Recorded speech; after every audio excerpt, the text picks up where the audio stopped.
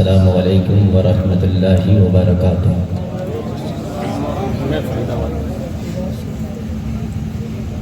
الحمدللہ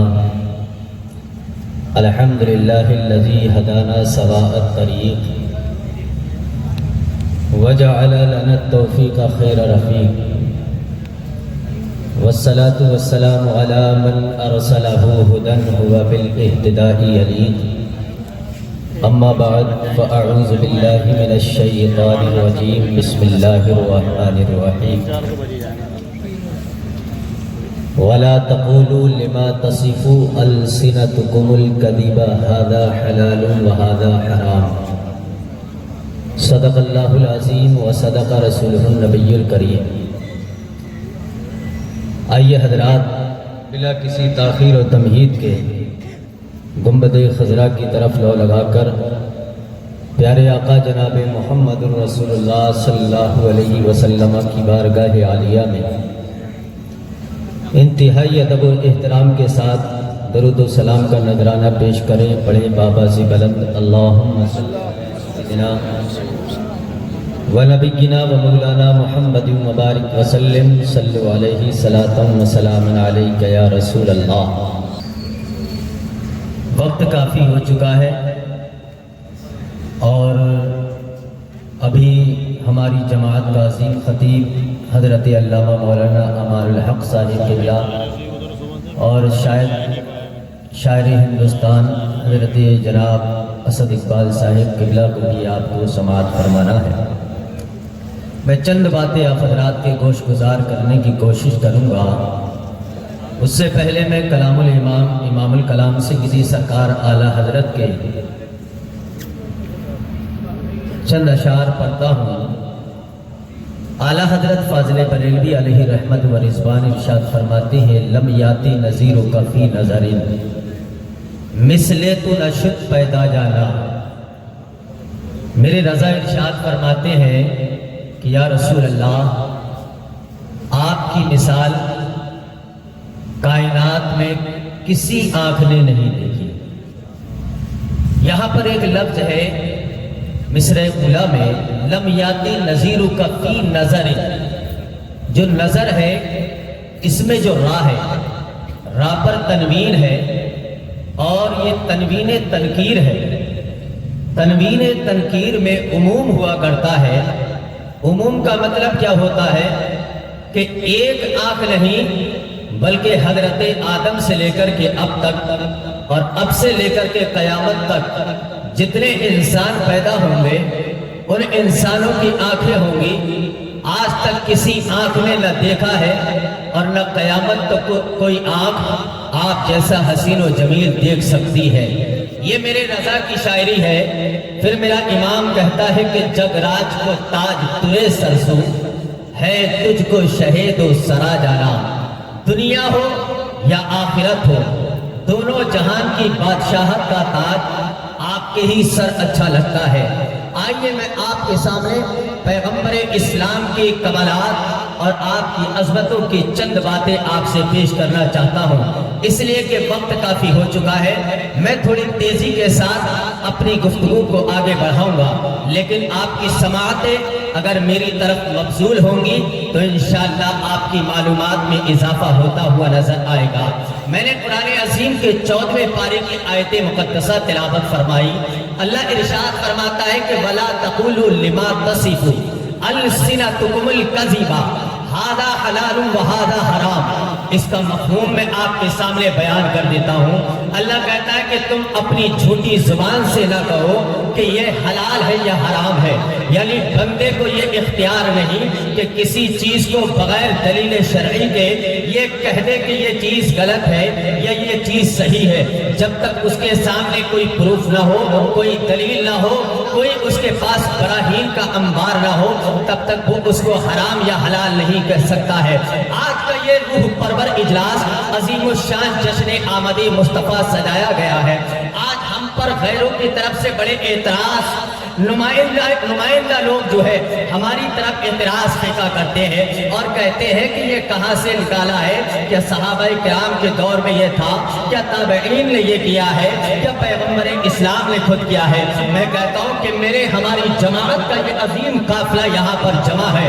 انہوں نے آپ کو سینکڑوں سالوں سے ان جیسے ان کے اکابرین علماء کرام جو ہے انہیں دلیلیں دے رہے ہیں اور آج بھی احادیث موجود ہے. میں اس میں سے چند باتیں آپ کے سامنے پیش کرنا چاہتا ہوں. آئیے پیغمبر اسلام ارشاد فرماتے ہیں، ترمذی کی حدیث پاک ہے، میرے آقا حجرہ عائشہ سے نکل کر کے آتے ہیں، مسجد نبوی شریف میں جلوہ گر ہوتے ہیں، آتے ہیں، صحابہ کرام بیٹھے ہوئے ہیں. آقا نے ارشاد فرمایا، ما اجلسکم، اے میرے صحابہ یہ بتاؤ تم کس بات کا جلسہ کر رہے ہو؟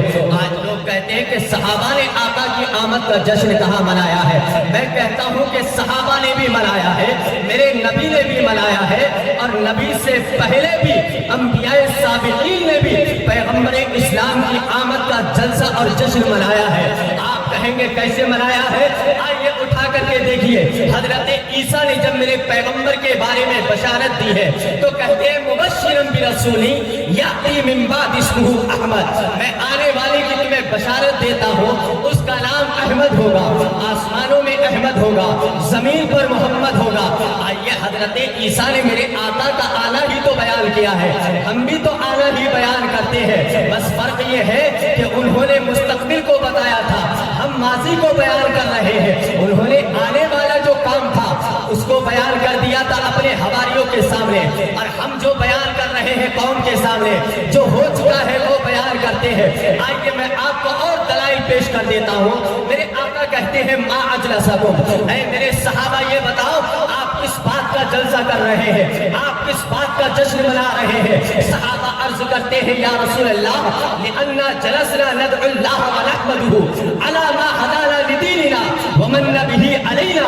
صحابہ کرام عرض کرتے ہیں یا رسول اللہ ہم اس بات کا جلسہ کر رہے ہیں کہ اللہ پاک نے جو ہے ہمیں اسلام عطا فرمایا ہے، آپ کے توسل سے آپ جیسی نعمت ہمیں عطا فرمائی ہے تو ہم اسی کا ذکر کر رہے ہیں، اسی کا جشن منا رہے ہیں. صحابہ کرام نے جب یہ کہا تو میرے پیغمبر نے ارشاد فرمایا واللہ ما اجلسکم الا لذالک، اے میرے صحابہ یہ تو بتاؤ کہ اللہ کی قسم تم اسی بات کے لیے بیٹھے ہوئے ہو؟ صحابہ عرض کرتے ہیں واللہ ما جلسنا الا لذالک. صحابہ کہتے ہیں یا رسول اللہ رب کعبہ کی قسم ہم جو بیٹھے ہیں تو اسی کے لیے بیٹھے ہوئے ہیں کہ پیغمبر اسلام کا ذکر کیا جائے، پیغمبر اسلام جیسی نعمت اللہ پاک نے ہمیں عطا فرمائی ہے اس کا ذکر کیا جائے، اس کا شکریہ ادا کر لیا جائے. اب میرے آقا ارشاد فرماتے ہیں اے میرے صحابہ واللہ لا استحلفکم بالتہمہ. آقا ارشاد فرماتے ہیں اے میرے صحابہ میں نے جو تم سے قسم دی ہے وہ کسی تہمت کی بنیاد پر نہیں لی ہے. ایسا نہیں ہے کہ مجھے تم پر بھروسہ نہیں ہے بلکہ بھروسہ ہے، لیکن میں نے جو قسم تم سے اٹھائی ہے اس کے اندر حکمت یہ ہے اتانی جبرائیل فاخبرنی ان اللہ یباہی بکم الملائکہ. آقا کریم نے ارشاد فرمایا کہ ابھی میں حجرہ عائشہ کے اندر جلوہ فگن تھا، جبریل امین میرے پاس آئے اور آ کر کے مجھے خبر دی اے یا رسول اللہ کہ آپ تو اندر جلوہ گر ہے، آپ باہر آ کر کے دیکھیے آپ کے غلام، آپ کے عاشق، آپ کے چاہنے والے آپ کی آمد کا میلاد کر رہے ہیں، آپ کی آمد کا جلسہ کر رہے ہیں. رب کعبہ کی قسم گویا کہ صحابہ کر رہے تھے کہ فضل رب العلا اور کیا چاہیے، مل گئے مصطفیٰ اور کیا چاہیے، جس کے ہاتھوں میں دامن مصطفیٰ کا ہے اس کو روزے جزا پاؤ.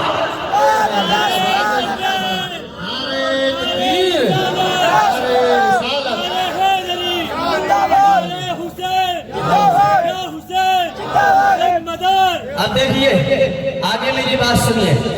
اب یہاں پر میں ایک دلیل اور دے دیتا ہوں. لوگ کہتے ہیں کہ یہ میلاد کا حسن ہے، کچھ لوگوں نے تو کہا کہ میلاد النبی تو کہنا ہی نہیں چاہیے.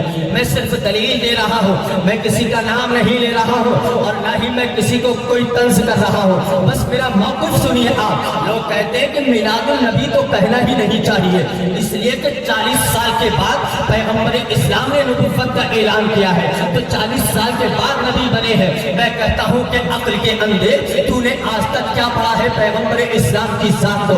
क्या तूने हदीस नहीं पढ़ी है? मेरे आका इरशाद फरमाते हैं इन्नी लआरिफु बिहद्रि मक्का।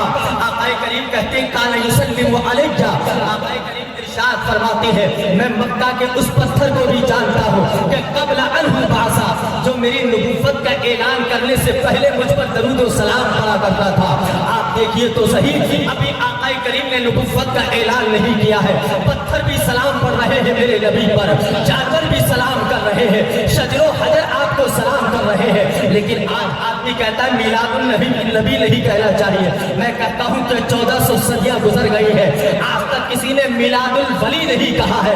हर शख्स चाहे अपना हो या बेगाना अगर कहता है तो यही कहता है कि मिलादुल नबी है, जश्न ईद मिलादुल नबी है। आप कहेंगे कि आप क्यों मनाते हैं? आइए मैं आपको बता देता हूँ। अब लोग यहाँ पर एक एतराज ये करते हैं कि जिस अंदाज में सहाबा ने मनाया है उसी अंदाज में मना लेना चाहिए, नमाज पढ़ लेना चाहिए, तहज्जुद पढ़ लेना चाहिए, दाढ़ी रख लेना चाहिए, दरूद पढ़ लेना चाहिए, जिक्र अस्कार कर लेना चाहिए। आइए बुखारी की हदीस उठा करके देखिए, किताब शुरूत के अंदर है, क्या बयान फरमाते हैं इमाम बुखारी, वो इमाम बुखारी कि जिसने 16 साल के अंदर बुखारी शरीफ को तस्नीफ फरमाया है। 9000 अहादीस आपने बुखारी के अंदर नकल फरमाई है। लेकिन आपका तरीका क्या था कि जब भी आप बुखारी लिखा करते थे उससे पहले बुखारी की हदीस लिखते थे। जब आपको कहीं से हदीस मिलती थी उससे पहले क्या करते थे?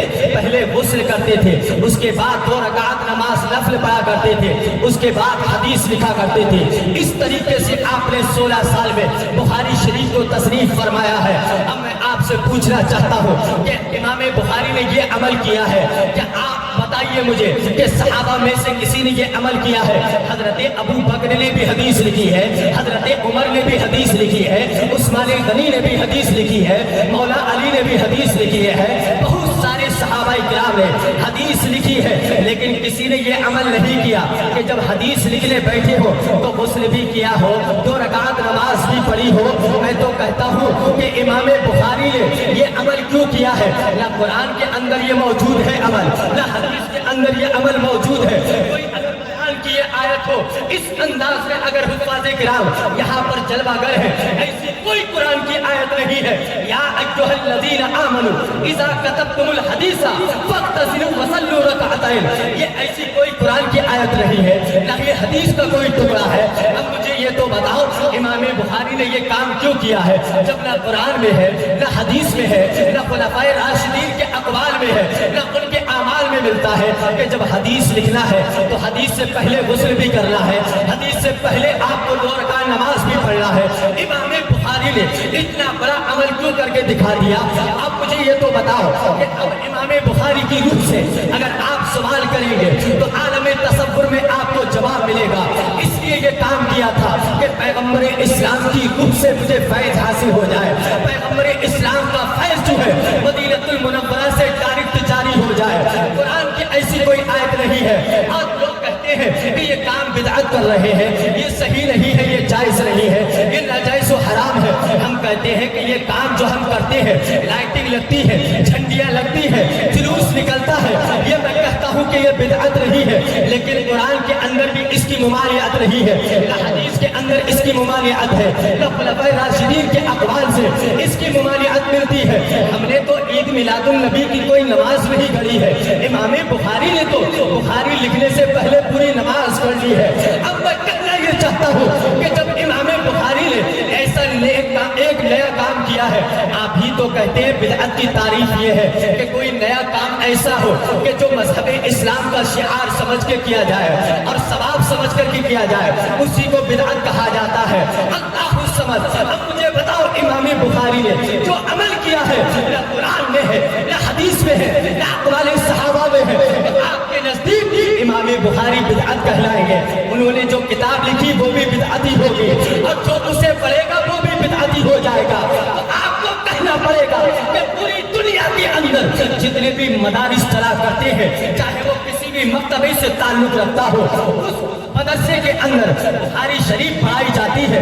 ये लोग जो है इमाम बुखारी की ये फजीलत भी बयान करते हैं, लेकिन आज तक इमाम बुखारी पर किसी ने कोई फतवा नहीं लगाया है कि नेक अमल किया है। लेकिन मैं आपको बताना ये चाहता हूँ, ये दुश्मनी की नबी की बुनियाद पर चाहे किसी अंदाज में कोई भी अमल कर ले, लेकिन इनका ये अमल कोई भी अहले सुन्नत का कोई फर्द इसको कबूल हरगिज़ नहीं कर सकता। इत्मीनान और सुकून के साथ अपनी जगह ले लें। शायर इंटरनेशनल जनाब हसन इकबाल साहब क़िबला की आमद हो रही है। मुसाफा इंशाअल्लाह बाद में करवा दिया जाएगा। हजरत को मिंबर शरीफ तक आने दें, आप हजरत आगे से हट जाएं और मोहब्बत के साथ नारे का जवाब दें। नारे तकबीर, नारे रिसालत, आला हजरत उलमाए अहले सुन्नत जनाब असद इकबाल साहिब क़िबला कलकत्तवी, जनाब असद इकबाल साहिब क़िबला कलकत्तवी, उलमाए अहले सुन्नत मसलके आला हजरत जनाब असद इकबाल साहिब क़िबला, जनाब असद इकबाल साहिब क़िबला। नारे तकबीर, नारे रिसालत। आप फौरन अपनी अपनी जगह ले लें, फौरन बिल्कुल मुसाफा करने की कोशिश न करें, इंशाअल्लाह बाद में सबका करा दिया जाएगा। बैठ जाएं, हजरत को मिंबर शरीफ तक आने दें।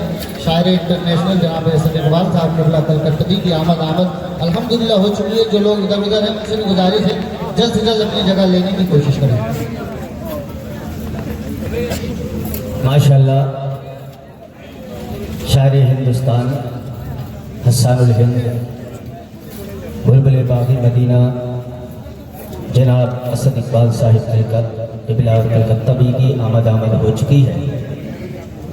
अब बहुत जल्द आप हज़रात शायर हिंदुस्तान से बेहतरीन कलाम समाअत फरमाएंगे। मैं अपनी गुफ्तगू को अब समेट रहा हूँ। एक मरतबा आप दरूद पाक पढ़ दें, अल्लाहुम्मा सल्ली अला सय्यिदिना व मौलाना मुहम्मदिन व बारिक व सल्लिम सलातन व सलामन अलैका या रसूल अल्लाह सल्लल्लाहु अलैहि वसल्लम। तो मैं आपके सामने एक हदीस पेश कर रहा था, बुखारी शरीफ की हदीस पाक है, किताब शुरूत है। इसके अंदर बयान फरमाते हैं कि उर्वा बिन मसऊद है, अभी इन्होंने कलमा नहीं पढ़ा है, ये मुशरिक है। क्या कहते हैं कि वफ़दतु अलल मुलूक वल्लाहि या कौमी। उर्वा बिन मसऊद कहते हैं मैं पैगम्बर इस्लाम की बारगाह में गया था, लेकिन वहाँ से जब मैं वापस आया हूँ, पैगम्बर इस्लाम हुदैबिया के अंदर मौजूद थे। वहाँ पर सहाबाए किराम आपके इर्द गिर्द बैठे हुए थे। उर्वा बिन मसऊद कहते हैं वल्लाहि या कौमी लक़द वफ़दतु अलल मुलूक, ऐ मेरी कौम, मैं बहुत सारे बादशाहों के दरबार में गया। वफ़दतु अला कैसरा व किसरा व नजाशी। वो कहते हैं, उर्वा बिन मसऊद कहते हैं कि मैं कैसर के भी दरबार में गया, मैं किसरा के भी दरबार में गया, मैं नजाशी के भी दरबार में गया। लेकिन उर्वा बिन मसऊद क्या कहते हैं, वल्लाहि इन रअयतु मलिकन युअज़्ज़िमुहु अस्हाबुहु। उर्वा बिन मसऊद कहते हैं कि अल्लाह की कसम, मैंने किसी के भी चाहने वाले को, किसी के भी रियाया को ऐसी ताज़ीम करते हुए नहीं देखा किसी बादशाह की, जिसकी ताज़ीम अस्हाबुहु मुहम्मदन सल्लल्लाहु अलैहि वसल्लम। उर्वा बिन मसऊद कहते हैं कि जैसी ताज़ीम पैगम्बर इस्लाम के सहाबा आपकी ताज़ीम करते हैं। अल्लाहु समद। उर्वा बिन मसऊद मुशरिक है। अब ये गए हैं हुदैबिया के मकाम पर, सहाबा किराम इर्द गिर्द बैठे हुए हैं, अभी तक इन्होंने कलमा नहीं पढ़ा है। जब सहाबा के अमल को देखा है, सहाबा की मोहब्बत को देखा है, तो उर्वा बिन मसऊद जब आए हैं वापस, कुरैश के काफिले के अंदर पहुंचे हैं, तो कुरैश ने कहा कि मैंने ऐसे सहाबा किसी के नहीं देखे हैं, ऐसे चाहने वाले किसी के नहीं देखे हैं। रब्बे काबा की कसम, जब उर्वा बिन मसऊद ने ये जुमले कहे हैं, तो कुरैश ये कहने लगे कि कहीं ऐसा तो नहीं है कि पत्तों पे सोने वाले और पत्थर का सरहाना लगाने वालों को दिल में बैठा है। इसका दिल जो है सोने की कुर्सी पे नहीं निकला, चांदी के तख्त पर नहीं निकला, लेकिन पत्तों पे सोने वालों को क्या ये दिल तो नहीं दे आया है। अल्लाहु समद। उर्वा बिन मसऊद ने कहा, मेरी गुफ्तगू को जरा आगे तो समाअत करना। उर्वा बिन मसऊद ने कहा, वल्लाहि इन तनफ़मन नबिय्यु लुखामतन इल्ला वक़अत फी कफ़्फ़ि रजुलिन मिनहुम। अल्लाहु समद। उर्वा बिन मसऊद ने कहा कि अल्लाह की कसम, जब उनका नबी थूकता है तो वो थूक जमीन पर नहीं गिरता है, बल्कि सहाबा आगे बढ़ते हैं, अपनी हथेलियों पे ले लिया करते हैं, और हथेलियों पे लेने के बाद फदला का बिहा जिल्दहु वजहहु, उसने कहा कि वो उस थूक को अपनी जिल्द पर मल लेते हैं, अपने चेहरे पे मल लिया करते हैं। उर्वा बिन मसऊद نے کہا میں گیا تو قیصر کے پاس بھی تھا, گیا تو کسرا کے بھی پاس تھا, گیا تو نجاشی کے پاس بھی تھا, گیا تو اور بھی بادشاہوں کے دربار میں تھا, لیکن کسی کی تعظیم ایسی نہیں ہوئی جیسا کہ پیغمبر اسلام کے صحابہ تعظیم کر رہے تھے. عروہ بن مسعود نے کہا کہ قیصر نے تھوکا زمین پہ گرا, کسرا نے تھوکا زمین پر گرا, نجاشی نے تھوکا زمین پر گرا, لیکن پیغمبر اسلام جب تھوکتے ہیں صحابہ اپنے ہاتھوں پہ لے لیتے ہیں, اپنے چہرے پہ مل لیتے ہیں, اپنے جسم پر مل لیتے ہیں, اور جس کو تھوک نہیں ملتا ہے وہ دوسرے صحابی کے ہاتھ پہ اپنا ہاتھ لگاتے ہیں اور اسی کو اپنے چہرے پہ مل لیا کرتے ہیں. عروہ بن مسعود کہتے ہیں کہ جو بھی صحابی اپنے ہاتھ پر پیغمبر اسلام کے تھوک کو لیتا ہے وہ صحابی اپنے ہاتھ کو دھلتا نہیں ہے, نہ صاف کرتا ہے کپڑے سے, نہ مٹی سے صاف کرتا ہے. اپنے کعبہ کی قسم عروہ بن مسعود نے کہا کہ صحابہ کرام ان کے لعاب دہن کو جو ہے اپنے چہرے پہ مل لیا کرتے ہیں. عروہ بن مسعود کہنا چاہ رہے تھے کہ جس کے لعاب کا جواب نہیں ہے اس کی ذات کا جواب کیسے ہو سکتا ہے, جس کے لعاب دہن کو صحابہ زمین پر نہیں گرنے دیتے ہیں اس کے لہو کو کیسے گرنے دے دیں گے. اللہ الصمد. عروہ بن مسعود نے کہا اے قریش ذرا میری گفتگو کو آگے سماعت کرنا. عروہ بن مسعود کہتے ہیں وَإِذَا أَمَرَهُمْ ابْتَدَرُوا أَمَرًا. عروہ بن مسعود نے کہا کہ جب وہ کسی ایک کو آواز دیتے ہیں سارے حاضر ہو جاتے ہیں. میں کہتا ہوں کہ اے عقل کے اندھے, تو جس ذات کو اپنی طرح بشر کہتا ہے, جس کو اپنا بڑا بھائی کہتا ہے, تیرے کہنے پہ تو تیری بیوی بھی نہیں آتی ہے, تیرا بھائی بھی نہیں آتا ہے, تیرے بچے بھی نہیں آتے ہیں, تیرا پڑوسی نہیں آتا ہے, لیکن پیغمبر اسلام کی شان یہ ہے آواز دیتے ہیں ایک کو حاضر سارے ہو جایا کرتے ہیں. آپ کہیں گے اس کی دلیل کیا ہے, تو آئیے دلیل دے دیتا ہوں. میرے آقا مسجد نبوی شریف میں خطبہ ارشاد فرما رہے ہیں, ایک شخص کھڑا ہوا ہے, آقا نے ارشاد فرمایا بیٹھ جاؤ. وہ شخص بیٹھ گیا, لیکن جہاں جہاں آواز پہنچی ہے حضرت انس باہر تھے وہ وہیں پر بیٹھ گئے, مرثد باہر تھے وہ وہیں پر بیٹھ گئے ہیں, اور زید بن حارثہ وہ بھی باہر تھے وہ بھی وہیں بیٹھ گئے ہیں. جب میرے آقا نے نماز پڑھا لی تو آقا نے نماز کے بعد کہا انس کہاں ہے, کہا کہ وہ باہر ہے, کہا مرثد کہاں ہے, کہا وہ باہر ہے, کہا کہ زید کہاں ہے, کہا کہ وہ باہر ہے. آقا نے ارشاد فرمایا بلا کر کے لاؤ. جب انہیں بلایا گیا کہا کہ آپ کہاں تھے, کہا کہ یا رسول اللہ باہر تھے. کہا کیوں, کہا کہ آپ نے کہا تھا بیٹھ جاؤ تو ہم وہیں بیٹھ گئے تھے. آقا نے ارشاد فرمایا میں نے تم سے نہیں کہا تھا, ایک شخص سے کہا تھا. ان تمام صحابہ نے کہا یا رسول اللہ آپ نے کسی کا نام نہیں لیا تھا, آپ کی آواز آئی ہم بیٹھ گئے. ہم نے تو نہ قطرے پہ غور کیا نہ دریا دیکھا, بس جہاں تیری جھلک دیکھی وہیں. اب دیکھیے میں اپنی گفتگو آخر کر رہا ہوں. عروہ بن مسعود نے کہا اذا تودع كادوا يقتتلون على وضوئه. جب وہ وضو کرتے ہیں تو وضو کا مستعمل پانی لینے کے لیے صحابہ دوڑ پڑتے ہیں, دوڑ پڑتے ہیں, ایک دوسرے کے اوپر کود پڑتے ہیں, ایسا لگتا ہے کہ کہیں قتل و قتال نہ ہو جائے. اللہ سمجھ. پھر عروہ بن مسعود کہتے ہیں اذا تکلم خفضوا اصواتهم عندها. کہتے ہیں کہ جب وہ بات کرتے ہیں, جب آقا کریم کوئی جملہ ارشاد فرماتے تھے تو سارے صحابہ اپنے آپ کو خاموش کر لیا کرتے تھے, اپنے آپ کو چپ کر لیا کرتے تھے. یہ میرے آقا کی شان ہے. پھر عروہ بن مسعود نے کہا ما یحدون الیہ النظر تعظیم اللہ.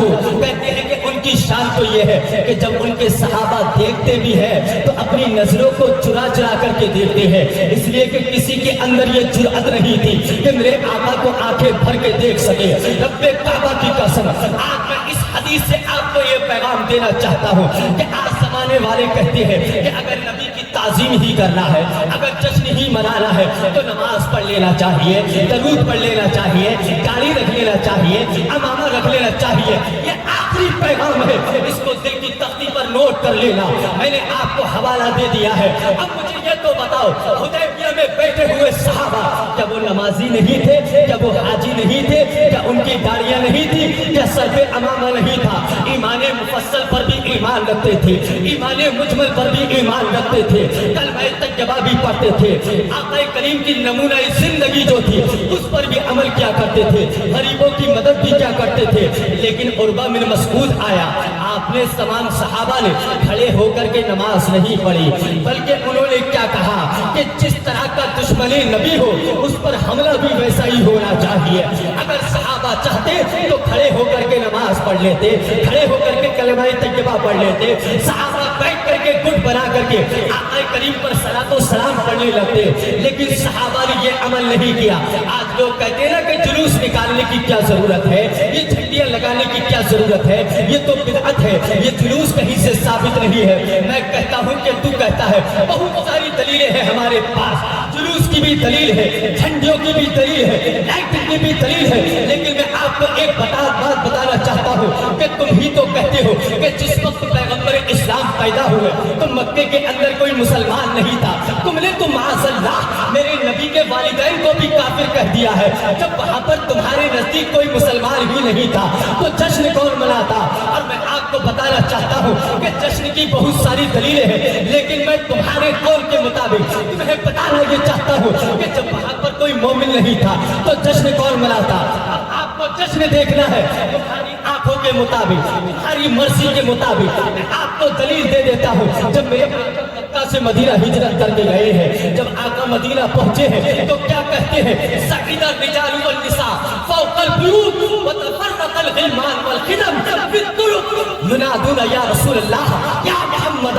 کہتے ہیں کہ جب پیغمبر مدینے پہنچے ہیں, مدینے کی ساری عورتیں, سارے مرد جو ہے اپنے مکانوں کی چھت پہ آ گئے ہیں. وہاں کے غلام, وہاں کے خادم راستوں میں کھڑے ہو گئے ہیں اور کیا کہہ رہے تھے؟ نعرہ تکبیر اللہ اکبر, نعرہ رسالت یا رسول اللہ, سرکار کی آمد مرحبا, دلدار کی آمد مرحبا, رب کعبہ کی قسم. یہ تو میں نے آپ کو مدینے کی دلیل عطا فرمائی ہے, لیکن میں اپنی بات مکمل کرنے لگا ہوں اس لیے کہ وقت کافی ہو رہا ہے. عروہ بن مسعود نے کہا کہ میں وہاں پر دیکھ کر کے آیا ہوں کہ جن کا لعاب نہیں گرنے دیتے ہیں ان کے صحابہ, ان کا خون کیسے گرنے دیں گے. اب یہاں پر ایک شخص نے جس کو محمد بن صالح کہا جاتا ہے, یہ نجدیوں کا مجدد کہلاتا ہے, اس کو نجدیوں کا مجدد کہا جاتا ہے, اپنے آپ کو بہت بڑا ماہر مانا کرتا تھا. یہ اس نے اس حدیث پر تبصرہ کرتے ہوئے ایک بات لکھی ہے. پوری حدیث میں سے کسی بھی لفظ پر اس نے تبصرہ نہیں کیا, لیکن ایک بات ضرور لکھ کر کے چلا گیا جو کہ ہمارے لیے بڑی غنیمت یہاں پر ہم سمجھتے ہیں. وہ کہتا ہے کہ صحابہ کرام نے جو یہاں پر آقا کریم کے لعاب کو اپنے چہرے پر ملا تھا, اپنے جسم پر ملا تھا, تو وہ دشمن نبی کے دل کو جلانے کے لیے ملا تھا. تو یہاں سے پتہ یہ چل گیا کہ دشمن نبی کے دل کو جلانے کے لیے, گویا کہ دشمن نبی کا دل جلانے کے لیے یہ سنت صحابہ بن گئی ہے. اب ہمیں دیکھنا یہ ہے کہ صحابہ نے تو نبی کے دشمن کا دل جلانے کے لیے آپ کے لعاب دہن کو اپنے چہرے پہ مل لیا, اپنے جسم پر مل لیا, لیکن یہ کھانے سے ہم خالی ہیں اس لیے کہ نبی کا لعاب ہمارے پاس نہیں ہے. اب ہمیں کیا کرنا ہے؟ دشمن نبی تو آج بھی موجود ہے, تو ہمیں کیا کرنا پڑے گا؟ تو رب کعبہ کی قسم آپ کو کیا کرنا پڑے گا کہ جب ماہ ربیع النور کی آمد ہو جائے, اپنے گھروں پہ جھنڈا لگا دینا, اپنی دیواروں پہ لائٹنگ کر دینا, جلوس جب نکلے جلوس میں شامل ہو جانا. دشمن نبی کا دل چلے گا, اور جب دشمن نبی کا دل چلتا ہے تو آپ کو کہنا کیا ہے؟ آپ کا قرآن اٹھاتے ہیں, رب ارشاد فرماتا ہے وَلَا يَتَعُونَ مَوْتِ أَنْ يَغِيظُ الْكُفَّارَ وَلَا يَلَالُونَ مِنْ عَدُوٍّ نَيْلًا إِلَّا كُتِبَ لَهُمْ بِهِ عَمَلٌ صَالِحٌ. اللہ کہتا ہے کہ جب تم دشمن نبی کے دل کو جلانے کے لیے جہاں بھی قدم رکھتے ہو اور دشمن نبی کو غصہ آتا ہے تو اللہ یہ نہیں دیکھتا کہ یہ کام جائز ہے یا مستحب ہے یا فرض ہے یا واجب, بلکہ اللہ تعالیٰ تمہارے اس عمل کو عمل صالح لکھا کرتا ہے. اب آپ کو پتہ چل گیا ہوگا کہ جب جلوس محمدی نکلتا ہے, جلوس محمدی نکلا کرتا ہے تو دشمن نبی کا دل جلتا ہے, لائٹنگ لگتی ہے, دشمن نبی کا دل جلتا ہے, جھنڈا لگتا ہے, دشمن نبی کا دل جلتا ہے. تو ہمیں پتہ چل گیا کہ دشمن نبی کا دل جلانا یہ سنت صحابہ ہے. اور آخر میں یہ نعرہ لگا دو کہ دشمن احمد پہ شدت کیجئے, ملحدوں سے کیا مربت کیجئے, اور غیظ میں جل جائے بے دلوں کے دل, یا رسول اللہ کی کثرت کیجئے, اور حشر تک ڈالیں گے ہم پیدائش مولا کی دھوپ, مثل پارج نجد کے دلیں گراتے جائیں گے اور خاک ہو جائیں بعد جل کر مگر ہم تو رضا دم میں جب تک دم ہے ذکر ان کا سناتے جائیں گے استغفر اللہ ربی من کل ذنب واتوب الیہ باخر دعوانا ان الحمدللہ رب العالمین السلام